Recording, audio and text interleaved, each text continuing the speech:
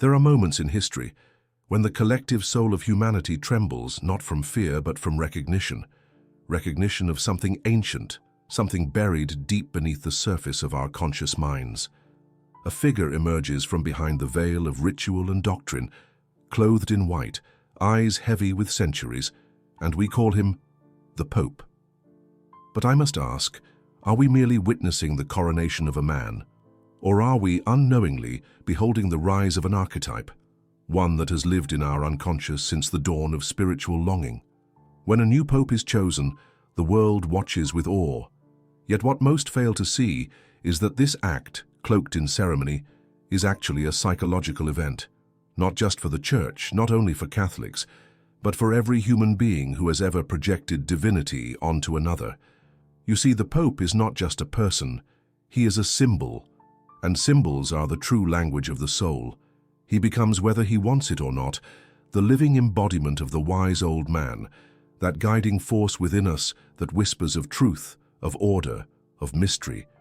It is no coincidence that in times of global disorientation, war, technology, moral confusion, we elect a new spiritual figurehead, because when the world fractures, the psyche compensates by seeking wholeness, and it seeks it in the only way it knows how, through projection. We project our yearning onto robes and rings, onto incense and Latin, onto a man we barely know. We ask him, silently, to carry what we can no longer hold, our doubts, our fears, our hopes. We crown him the father of meaning in an age that has forgotten how to pray. But what if I told you this impulse is not only religious, but deeply psychological? My name is Carl Gustav Jung, and today I invite you to step beyond the headlines and the Vatican walls. I invite you into the hidden theater of the mind, where the Pope is not a politician of the sacred, but a mirror of our spiritual crisis. Why do we still need a Pope in the age of science? Why do we await his words as if they were spells? Why does the world, even the secular world, pause to listen when he speaks? The answer lies in the unconscious. Because even if you do not believe in God, you believe in meaning. You hunger for it. And where meaning is absent, the soul projects it onto whoever dares to stand still in the storm. The Pope becomes a lightning rod for our longing, a sacred placeholder for something we forgot, that within each of us dwells a divine authority. But instead of claiming it, we hand it over. We kneel before it, and in doing so, we both revere and betray ourselves. This is not a condemnation of religion. It is an invitation to awareness. For to understand the psychology of the Pope is to understand our own unconscious mechanics, our need for structure, for father figures, for moral clarity, and perhaps, more than anything, it reveals our deep collective fatigue. We are tired of thinking, tired of choosing, tired of carrying the burden of freedom. So we elect a man in white to carry it for us. But there is danger in this too. If we do not see the Pope as a symbol, we confuse the man with the archetype. And that is when disappointment begins. That is when corruption seeps in. That is when blind faith replaces authentic individuation. So today, I offer you a different lens. One forged not by dogma, but by depth psychology. Let us examine not who the new Pope is, but what he represents. Let us ask not what he believes, but why we believe in him. This is not a story about the Vatican. It is a story about you. Are you ready to see what lies beneath the cassock? Then let us begin. To understand the Pope is to understand one of the deepest patterns etched into the architecture of the human soul. You see, from the dawn of civilization, humanity has searched the skies for order, for meaning, for a voice that might echo back when we cry out in confusion. And when the heavens were silent, we built temples, we built thrones, we carved the divine into human form. The Pope, in this sense, is not a modern invention. He is the inheritance of a very old need, the need for an external embodiment of the divine. And it is here, precisely, that the archetype of the wise, old man emerges. This figure, as I discovered in countless dreams, myths, and sacred texts, represents more than wisdom. He is the guardian of ancient knowledge. He appears when the soul is ready to listen. When chaos threatens to consume the inner world, the wise old man brings structure, not through control, but through presence. And the Pope, whether he knows it or not, wears this mask. The mitre upon his head is not just regalia, it is a crown of projection, a symbol of spiritual authority cast from the furnace of our unconscious longing. Let us pause and reflect on this. Why is it that in our secularized postmodern age, an age of algorithms and data, of space travel and synthetic biology, we still gather in the millions to watch a puff of white smoke rise from a chimney in Rome? Why do the most advanced societies, armed with reason and skepticism, still find themselves weeping at a papal blessing? The answer is simple and terrifying in its honesty, because the soul has not evolved as fast as our machines. Because beneath the rational mind lies a timeless structure, a psychic architecture built not on logic but on symbol, and symbols cannot be replaced by spreadsheets. The Pope activates a very old circuit within us. He becomes the Father we never had, the divine voice we long to hear. He reminds us of the mystery we pretend no longer matters. But let me offer a caution here. When a man becomes a symbol, he is no longer just a man. He is a vessel for the collective unconscious, and this is dangerous, not just for him, but for us. We do not relate to him as we would a neighbor. We relate to him the way we relate to the sun or the moon, as if he were beyond judgment, as if he were immune to human failure. But no one is.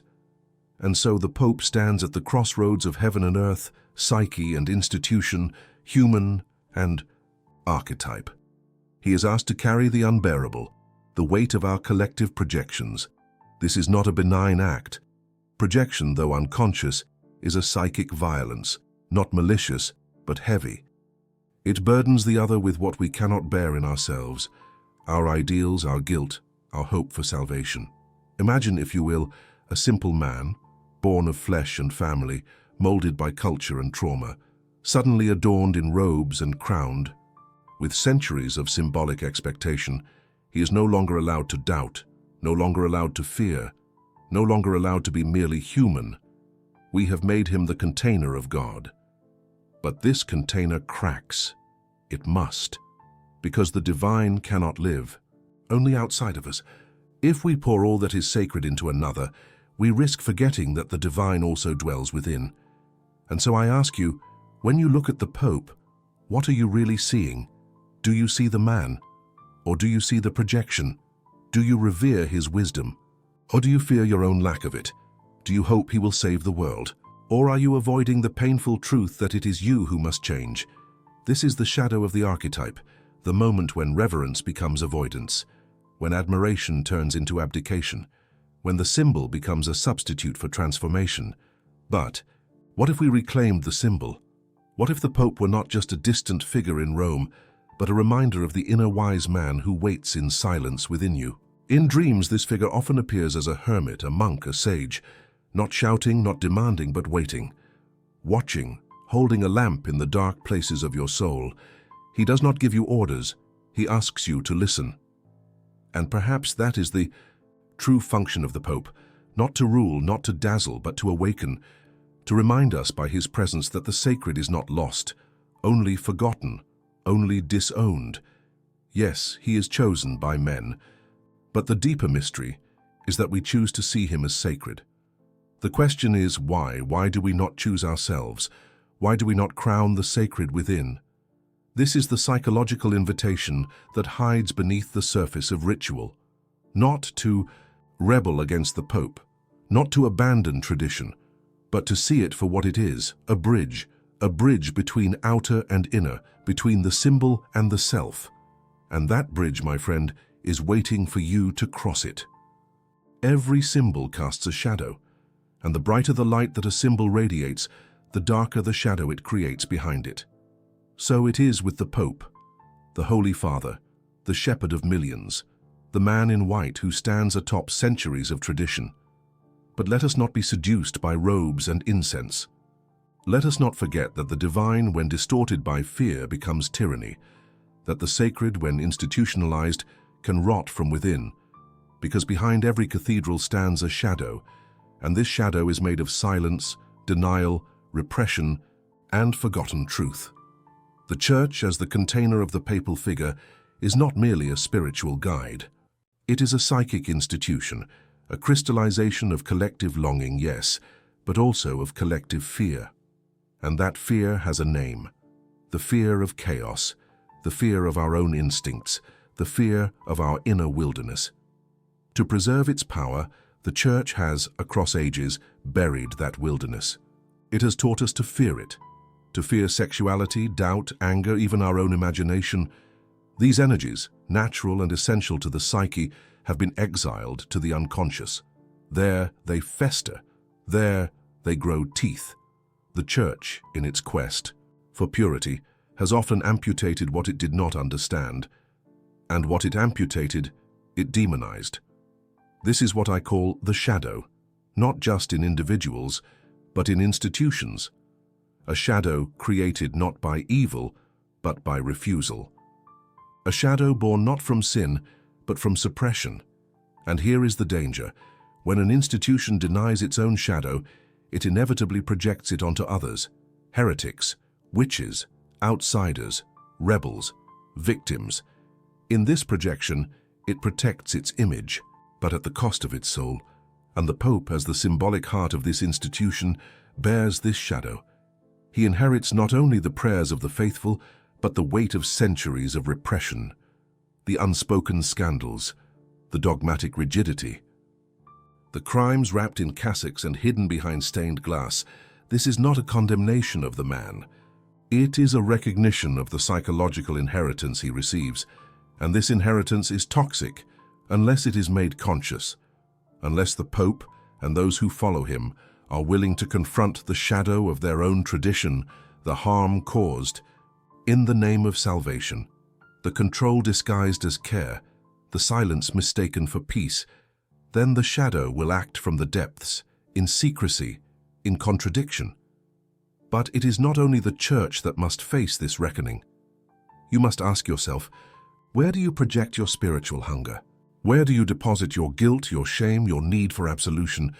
Are you truly seeking the divine, or are you seeking to escape yourself? Because it is easier to kneel than to look inward. It is easier to confess than to transform. It is easier to idolize a man in white than to confront the wildness of your own soul. The Pope, as a symbolic father, offers guidance, but too often we turn him into a jailer of our own making. We place our autonomy in his hands. We wait for his words instead of listening to our own. This is what I warned against, the danger of identification with the archetype. When the Pope is no longer seen as a symbol, but as the literal mouthpiece of God, we have entered a psychological trap, a fusion of ego and symbol, of institution and eternity. In this trap, questions become heresies, doubts become sins, and the individual soul is silenced in the name of collective order. But the soul cannot be silenced forever. It rebels. It rebels through crises of faith, through psychological breakdowns, through dreams of fire and flight, through tears we do not understand. This rebellion is not evil. It is the call of the self, the deepest center of the psyche, demanding that we stop outsourcing the divine, because to idolize the Pope without reflection is to betray the very purpose of spirituality. Religion, in its true form, is not about obedience. It is about transformation, and transformation requires darkness. It requires us to descend into the forgotten rooms of our own psyche and confront what we have banished: our sexuality, our wounds, our rage, our longing, our dreams. The Pope, if he is to be more than a figurehead, must lead this descent, not by condemning the shadow, but by walking into it, not by pretending to be the light, but by holding a lantern for those of us lost in the night. He must become less a ruler and more a guide, a companion into the depths, because the age of blind obedience is ending. The new age, but if it is to be born at all, must be an age of conscious religion, of spirituality that integrates, not separates, that accepts complexity, not demands purity. The Pope who dares to look inward, who dares to confront his own human fallibility, his own church's shadow, his own inner wilderness, will not lose power. He will gain soul, and in doing so, he will awaken that same courage in us. So I ask you now, what part of yourself have you placed in the Pope's hands? What truth have you silenced because the institution told you it was dangerous? What voice inside you still believes it needs permission to speak? It is time to retrieve what you have projected, to recall the symbols, to unmask the gods you built from fear, because only when we reclaim our own inner authority can we see the Pope for what he truly is, a symbol, a mirror, crossroads, not the destination, but the signpost toward the sacred within. There comes a moment in every symbolic journey when we must stop asking what the figure represents out there and begin to ask what it awakens in here. We have spoken of the Pope as archetype, as shadow bearer, as projection screen for the fears and longings of humanity. But what happens when we stop staring at the man and start following the thread he silently offers, not upward, but inward? The Pope at his most honest level is a bridge, a psychic structure suspended between heaven and earth. But bridges are not places to live, they are meant to be crossed. If we stop on the bridge, if we worship it instead of walking it, then it becomes a prison disguised as passage. And that is the tragedy of much of modern spiritual life. We remain fixated on the outer symbol, never daring to pass through it. Religion was never meant to be a fortress. It was meant to be a doorway. The Pope, the Church, the rites and robes and rituals, they are all invitations. But we have mistaken the invitation for the destination. We have confused the map with the territory. And worse, we have trained ourselves to be content with the echo of the sacred, rather than seeking its true voice within. This is why so many modern souls feel spiritually empty despite being surrounded by symbols. We are starving amidst abundance because we do not digest the symbol. We decorate ourselves with it. And the Pope, in his overwhelming visibility, often becomes the most adorned and least understood symbol of all. But let us return to the psychological terrain. What does it mean to carry the symbol of the divine within? It means to cease looking, for fathers to obey and start listening for the voice of the self, that silent, persistent whisper that arises not from outside authority, but from the depths of your own being. It means realizing that the authority you seek in robes and rituals is already speaking through your dreams, your instincts, your sufferings. The Pope, in his purest potential, is not meant to speak for God. He is meant to remind you that the divine speaks already, through silence, through beauty, through your own inner wilderness. But that kind of Pope is rare, because that kind of Pope would not rule. He would reveal. He would not command allegiance. He would mirror your own forgotten soul. There is a cost to this. A Pope who mirrors rather than commands risks being rejected. A Pope who invites the world into its own darkness will be feared, not praised. But he would be doing the work of the true wise old man, not the comforting grandfather who soothes your illusions, but the ruthless seer who dares to tell you, you are not saved yet, and no one can save you but yourself. This is the terror. And the beauty of real spiritual awakening. It removes the masks, it shatters the projections, it kills the gods that kept you safe, and in doing so, reveals the God who was always within. The Pope, then, must not be worshipped. He must be remembered as a symbol of your own possibility. You may never wear white robes. You may never stand before crowds, but you too are a bridge. You too hold the divine and the animal, the sacred and the profane within you. You too are called to unite what the world has divided. So ask yourself, where in your life have you abdicated spiritual responsibility? Where have you traded your own intuition for doctrine, your own knowing for obedience, your own fire for safety? Where have you allowed someone else to speak in your place, to feel in your place, to stand in for the divine that was meant to be born within you? The Pope, whether he intends to or not, confronts us with these questions. His existence throws into relief everything we are not yet ready to claim in ourselves. That is why he is loved. That is why he is hated. That is why he is both followed and feared. In the depths of your dreams, perhaps he does not appear as a man at all. Perhaps he appears as a silence you cannot ignore, as a doorway in a wall you thought was solid, as a moment of stillness that demands you finally pay attention to the soul you've kept in exile. This is the moment when the archetype shifts, the outer Pope fades, and in his place stands something ancient and alive, not outside, but within, the voice that says, return, not to the church, not to the law, but to the center of your own being, where the divine is not a stranger but your oldest companion. And so the new pope has been elected. The world watches, the crowds cheer, the rituals resume. But if you are listening with the right ears, you will hear something else beneath the applause, a calling, a summoning, not to follow but to awaken, not to obey but to remember, because the Pope is not your savior. He is your mirror, and it is time you stopped bowing before him and started walking through him. We have walked a long path together, and though our feet did not move, something within us did. We began with a man, the Pope, but what we truly explored was not the man himself, but what he evokes within the deepest folds of our collective soul. We saw that the Pope is not just a religious figure. He is an archetype, the wise old man, the mirror of the self, the projection of everything we have forgotten to become. He is chosen not only by cardinals in crimson robes, but by the unconscious of a world desperate for spiritual direction. We explored how the symbol of the Pope becomes dangerous when confused with the man himself, when projection replaces reflection, when reverence becomes submission. We spoke of the Church, its shadow, and the burden of centuries it carries. We peeled away layers of sacred tradition to find the raw human hunger beneath, the hunger for meaning, for silence, for soul. And now, as we stand at the edge of this symbolic descent, I turn to you, not as an audience, but as a soul. Have you seen what lives behind the mask of the Pope? Have you felt the stirrings of your own forgotten divinity? If so, I invite you to speak.